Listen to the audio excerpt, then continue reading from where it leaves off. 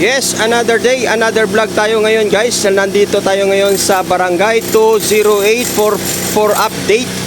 At nako, good news, ang ating pagdating ay ito na nga guys. Tabtab na.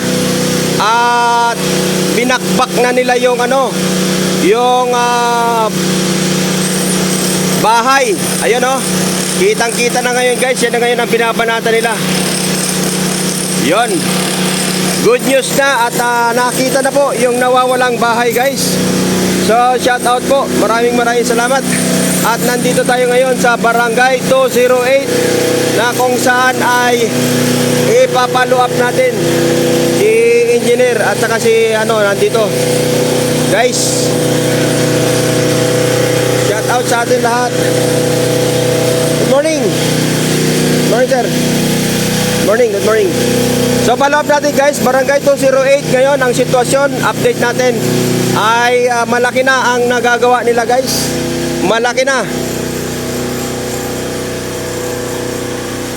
Malaki na ang kanilang nagagawa. Ito na. I-update natin ang Barangay 208 guys. Ito na ngayon ang yan, kalalagayan.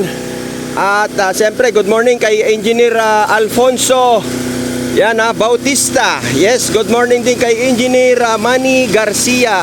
At siyempre kay Foreman Aris Santos. So, tingnan natin ngayon ang itsura na. Ayan na. Ay binabakbak na nila guys. Ngayon, silipin natin yung nawawalang bahay. Kasi ang balita ko ay sumilip na. Tingnan natin guys. Tara. Yung nawawalang bahay ay na-open na. Binuksan na yung gate. Nabuksan na yung gate guys.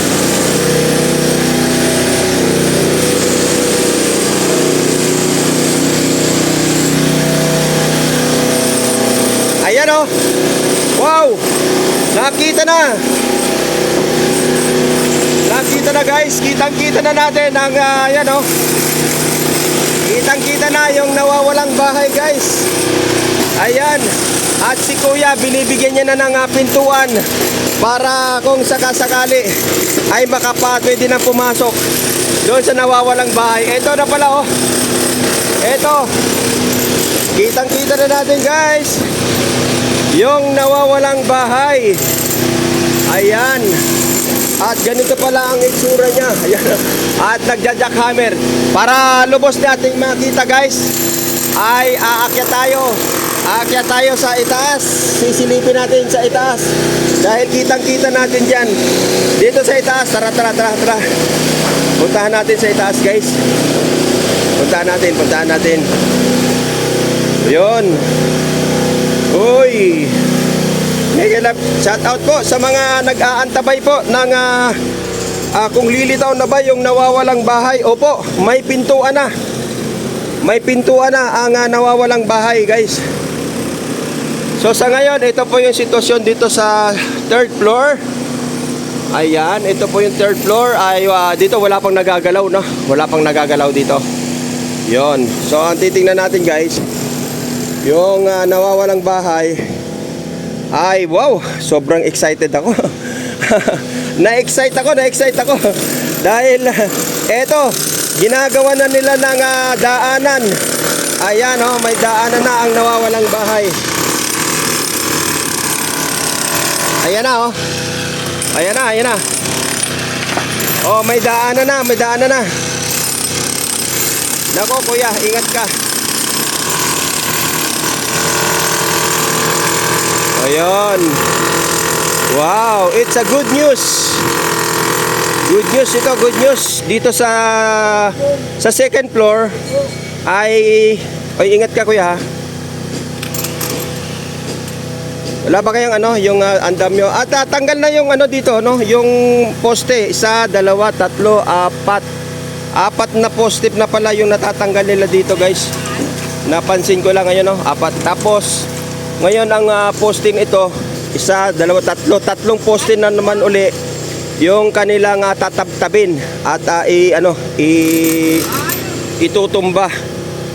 At pag natanggal na yan, ay susunod na lang ibababa ay tatanggalin yung flooring ng second floor. Ito yung slab kung tawagin.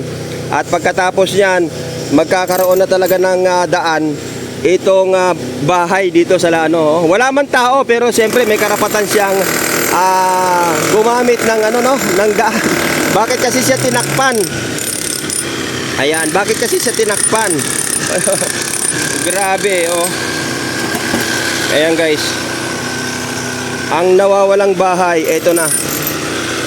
The moment of truth ay lumabas na. Pero dito pa lang sa second floor doon sa floor mismo ay wala pa. Kasi hindi pa po pwedeng baklasin doon. Kasi kailangan unahin kasi yung dito sa ibabaw, dito sa itaas.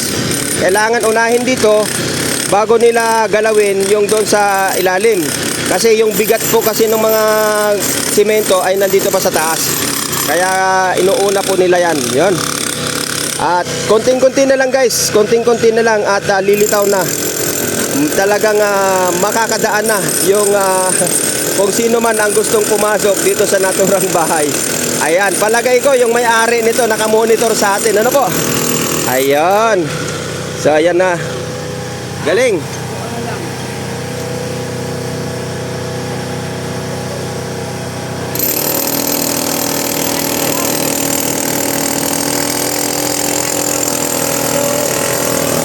So may daan na siya, may daanan na. Okay, so okay, balik tayo. Back to reality. So ayan yung sitwasyon guys sa ibaba. At siyempre baba ulit tayo. So tingnan ulit natin yung dito naman sa second floor. Okay. At dito talaga guys, kung gusto mo talagang pumasok na doon sa bahay, ay makakapasok ka na. Ibig sabihin, meron na siyang way na makapasok. Kaya lang, ay hindi pa uubra dahil dito pa lang to sa second floor eh. O, second floor pa lang eh. So, kailangan yung doon sa ground. Yung doon sa ground floor. So, ito. O, ayan o. So makikiano tayo dito, so gusto kong makita kasi mismo. Eto na oh. Eto na guys, yung dating napadiran. Lumabas na yung bintana niya. Lumabas na yung bintana niya sa second floor. Lumabas na. Ayan oh, dahil natanggal na po yung pader na nakatakip dito sa nawawalang bahay. Ayan. Yan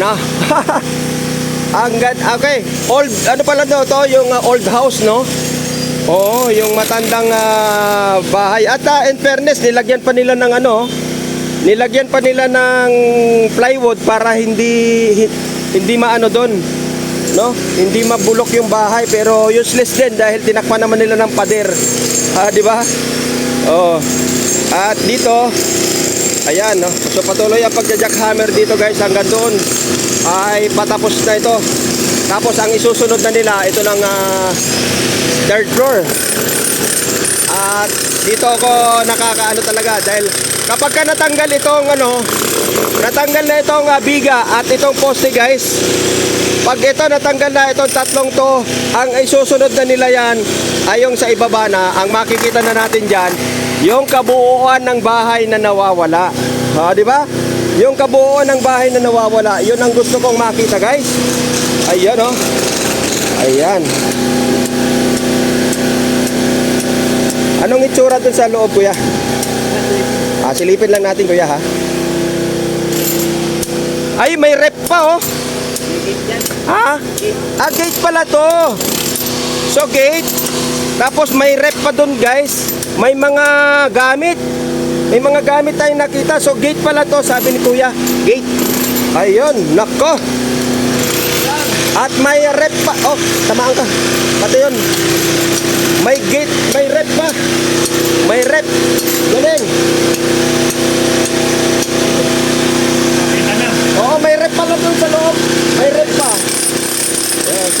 Foreman guys. Foreman Aris Santos, shout out.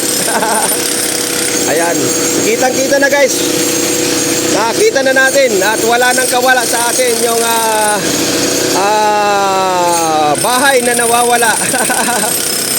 Ayan, so patuloy po nilang ginajackhammer guys para talagang mabigyan na ng daan. Ito pa lang ito pa lang way na to hanggang doon ay gate pala yan. Gate ng bahay. Tapos doon nasilip na nga natin meron pong mga gamit. May mga gamit doon sa loob. Merong rep. May rep tayo nakita guys. Grabe.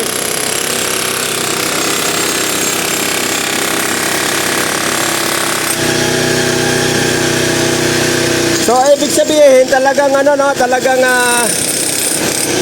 kawawa talaga yung may-ari ng bahay na to. Paano nga pala siyang dadaan? Sa bagay, sabi nga katwiran wala naman daw tao. Yun wala naman daw taong nakatira sa tagal-tagal ng panahon. Pero para sa akin hindi po. Para sa akin hindi po katwiran yun, ano? Ano po niya yan? Way niya yan. Meron siyang karapatan para gamitin yung kanyang way. At saka siyempre hindi natin wala tayong karapatan na pagkaitan na bigyan ng daan yung ating mga residente o mga kababayan na nakatira mismo din dito sa barangay 208. Iyan. Grabe. Na-excite ako masyado. At ito nga, paspasan ang kanilang paggawa guys. Paspasan na to.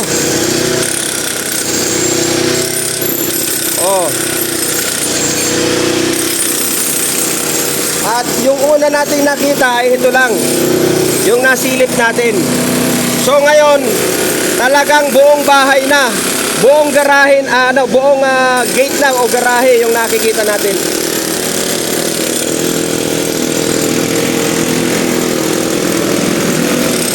Ayun may rep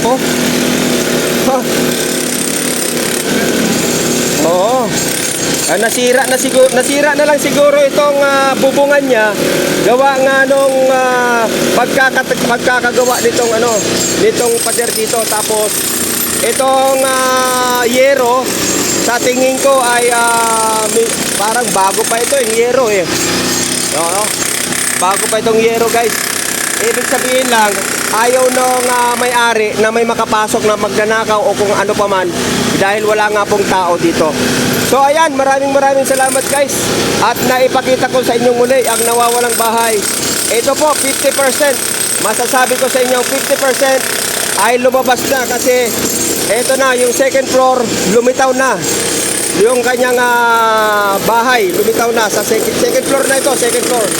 Andito tayo ngayon sa second floor guys. Ito na, lumabas na. Ayan. So good news ito sa may-ari ng bahay. Kaya shoutout po, maraming salamat. Yabagis Vlog, hindi sikat pero magbablog ng tapat.